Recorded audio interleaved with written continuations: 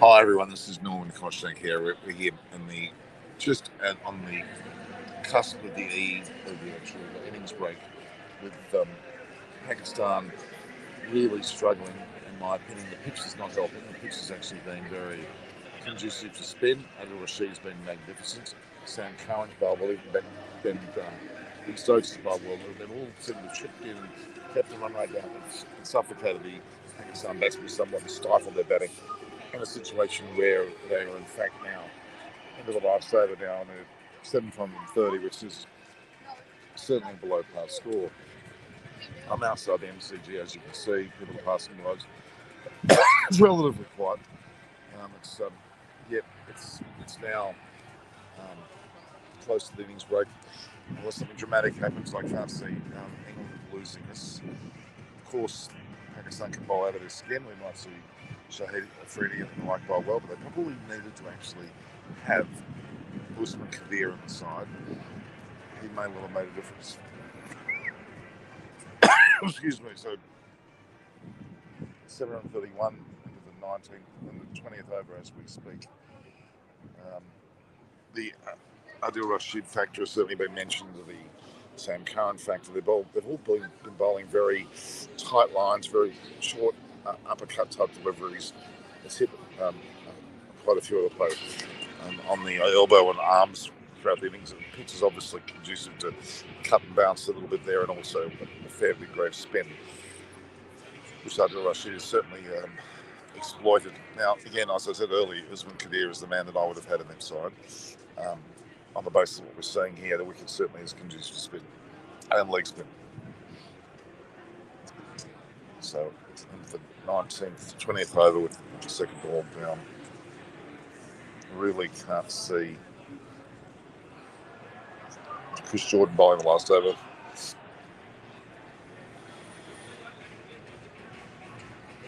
And we've got Muhammad Wazim and Sheen Shah Afridi.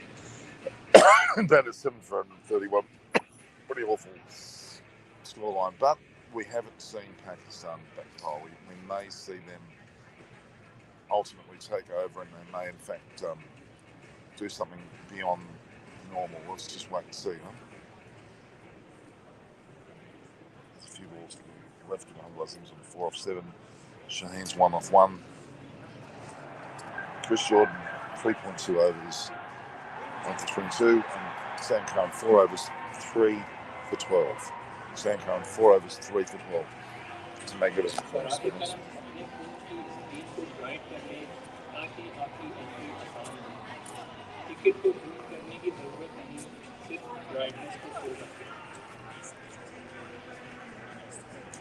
Welcome to Nam, which is actually welcome to Melbourne.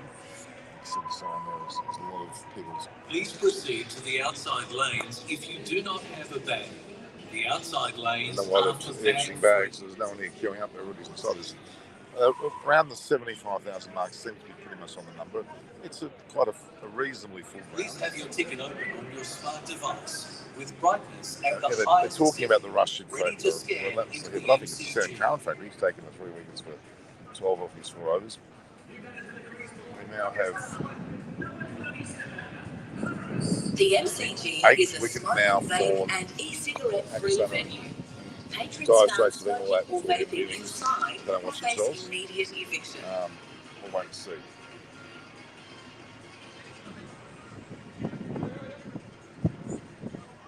The MCG now operates as a cashless venue. All transactions should be made through a debit or credit card. Thank you for assistance So in Chris Jordan's now protecting the got 2 for people's 22, ground. and Sam Curran's got 3 for 12 off 4 overs. Magnificent bowling, and Adil Rashid, of course, as well, has taken wickets in this innings, and he took the important wicket above us up. In fact, Adil Rashid's taken 2, Sam Curran 3, and Chris Jordan 2. In fact, Stokes chipping with 1. It's been very good. Even Liam Livingston, who really is not a good bowler.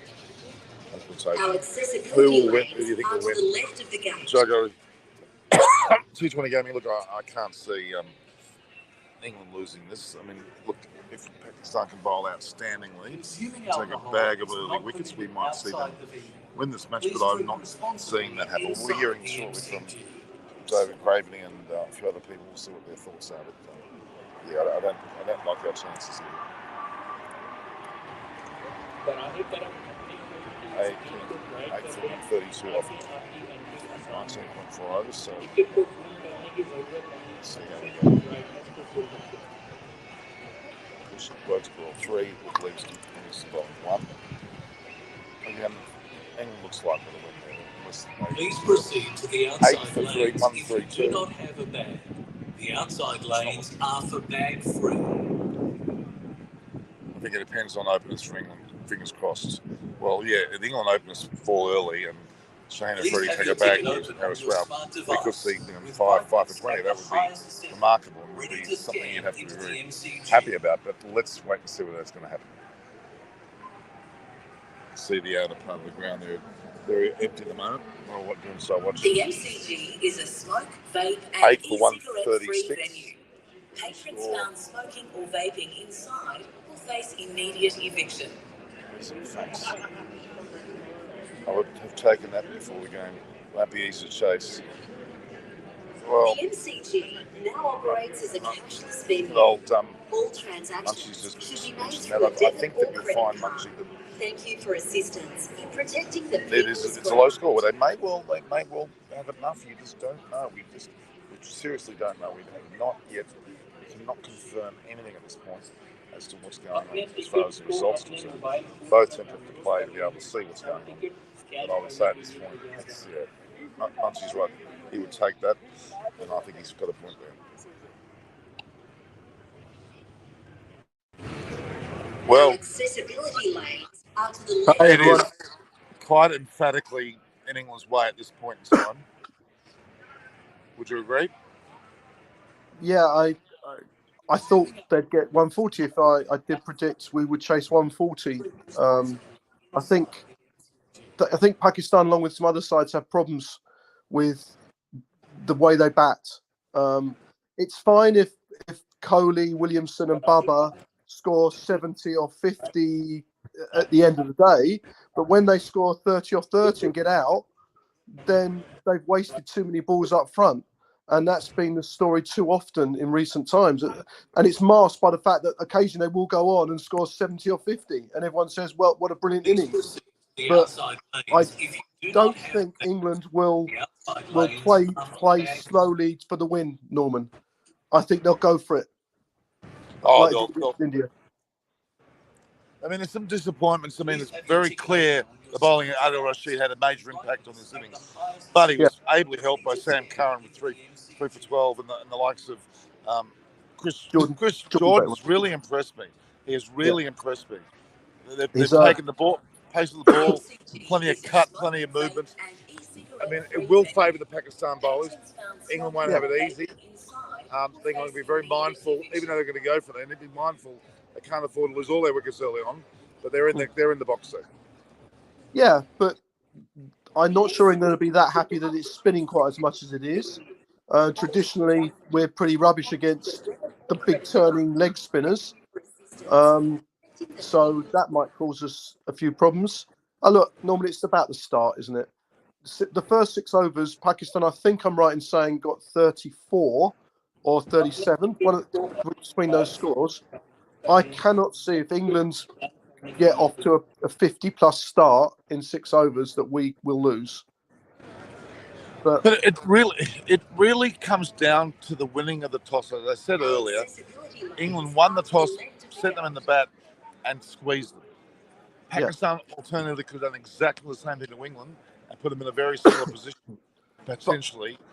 Do you not think if England had batted first, they would have shown a lot more intent? In the first 6 overs. I mean, I saw the smile on Josh Butler's face when he won the toss. He had a certain amount of confidence, and he's repeating what he's done against India. And it could well be if Butler and Hales get going, they may well just knock the score off themselves yet again. We'll see how good Shaheen Afridi is with Harris Ralph and like that. They'll be a bit more penetrative, I think, than the Indian bowlers. There will be a few wickets that will fall. It's a better cricket ground, isn't it, Norman? What I mean by that is it's a more even ground because the wicket's got a bit of pace and bounce in it, and it's turning, and there are bigger boundaries. So it brings the bowlers and the fielding side much more into play by doing that. And so it's a better for cricket when you see it. Some of the grounds that are small boundaries, all right, everyone's seeing the 4s and 6s hit, but it's not an even contest as we would like to see cricket played. We want to see cricket played where you've got an 80-metre boundary, and it makes more skill. There's more skill involved. Well, the 75,000 people that are here are pretty deflated because the majority of them are Pakistani. There's no doubt. There's only a handful of English. David Graveney's just joined us. David, you must be quite happy with this. Hi, Reg. Hello, well, mate. my prediction has stayed online for about 3 weeks, Norman, so I wouldn't worry. Well, look, but I mean, the biggest mistake Pakistan's made is they didn't include Usman Khadir, their leg spinner. He would have been the perfect choice in this match. If they had a bit of hindsight, they could have picked him, but they haven't. So, yeah. Well, there's one team that could defend that total, which is Pakistan.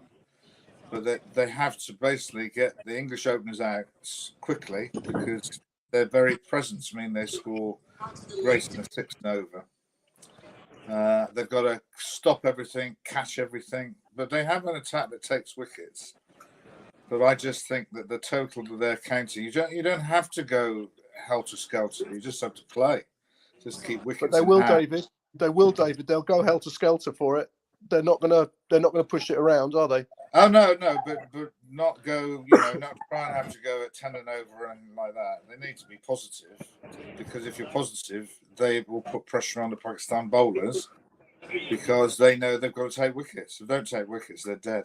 So I bet they do try and go at 10 and over. I really do. Hales will only bat one way. Yeah, They've got the freedom to do that, though. They've got the freedom, knowing it's a low score, to do that. Well, they also have the freedom. They've got a batting lineup that goes on for the whole. It's 1 to 11. So I tell you what, I'm sitting in the main members area of the MSCG, and I'm surrounded by Pakistani supporters by the tenfold, and they were buoyant early on. Their energy's been sucked out of them. It's quite sad to see. There's no doubt about it. England has stranglehold.